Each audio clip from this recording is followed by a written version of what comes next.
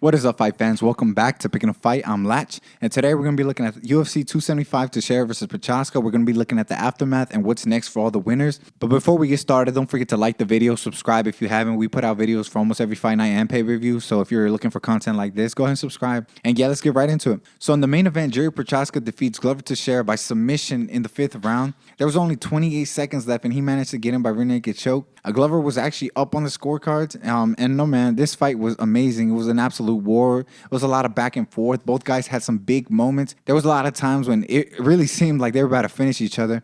And no wonder they called Glover the Brazilian Pitbull, because he had dog in him, absolutely. Both guys had big moments in places where we assumed that they wouldn't. So Glover had a lot of big moments on the feet where we assumed Jiri would have the advantage. And then Jiri had a lot of big moments on the ground where we thought Glover would absolutely dominate him. Both guys made a lot of mistakes, and it was actually Glover who made the last final mistake that really cost him the fight. A fight like this really reminds you why we love this sport, man. Both guys showed a ton of heart. They really lost no stock. I mean, Glover lost his belt, and I mean, he made his case for an immediate rematch because this was a really great fight. I think this was a card a lot of guys or a lot of people wrote off just because of the lack of star power. But in reality, it's all about matchups, and these guys really came and showed their heart. And it ended up being Jiri to take the belt home. Yeah, I mean, what's next for Prochazka? I think that if they don't do this rematch, if they don't run it back with Glover, I think it has to be Jan Blachowicz. I think that's the only other option, the only other guy. He never got his rematch against Glover. And now that Jiri has taken the belt from Glover, I think it's only right that Jan gets his chance once again.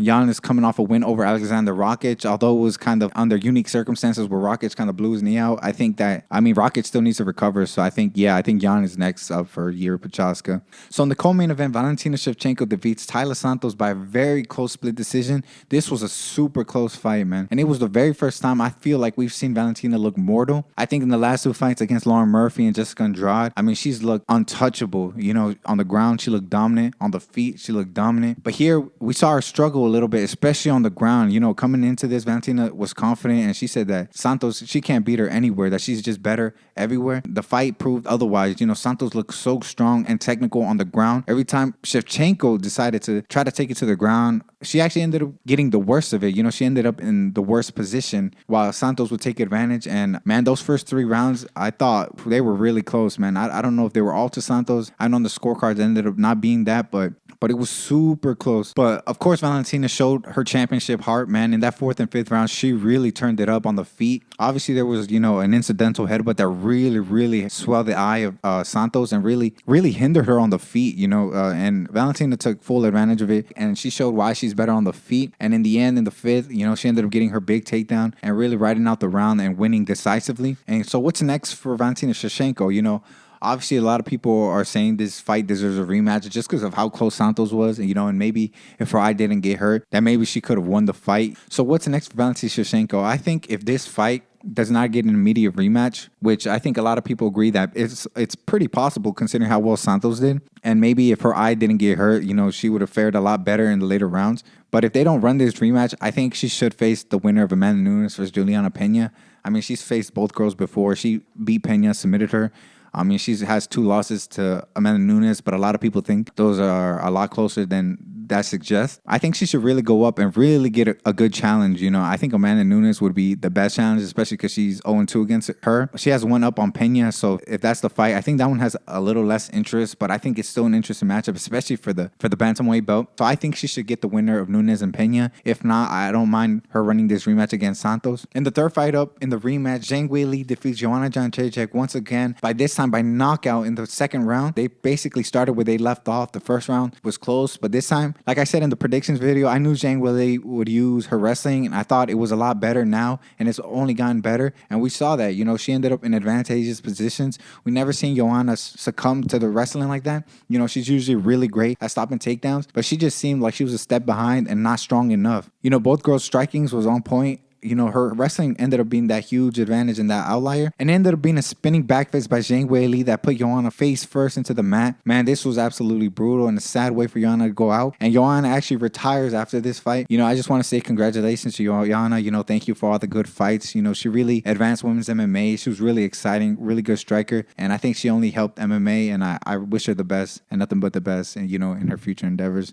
And congrats to Weili for winning this. And what's next for Weili? Honestly, I think it has to be Carla Esparza, especially after Esparza's fight with Rose. I don't see that rematch getting done anytime soon. Even in the post presser, Dana said, nobody's really clamoring to get that fight. So I think a good change of pace, a new matchup, Carla Esparza versus Zhang Weili, I think is a really good matchup. Weili's wrestling has gotten better. Esparza's primary focus is the wrestling. It's a really interesting matchup, and I would love to see it. And I think that's what's next for Zhang Weili.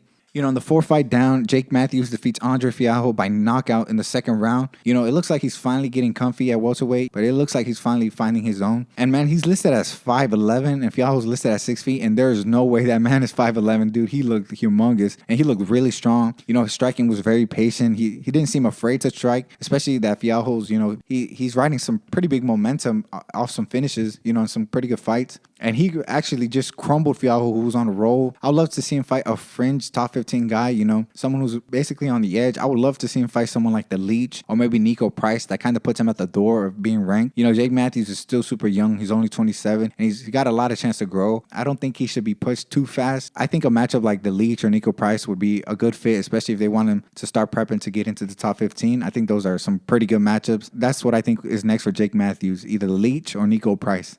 So in the opener of UFC 275, we had prospect Jack Della Maddalena defeating Ramazan Ameev by TKO in the 1st round. Man, I think the biggest questions in our prediction video was the ground game.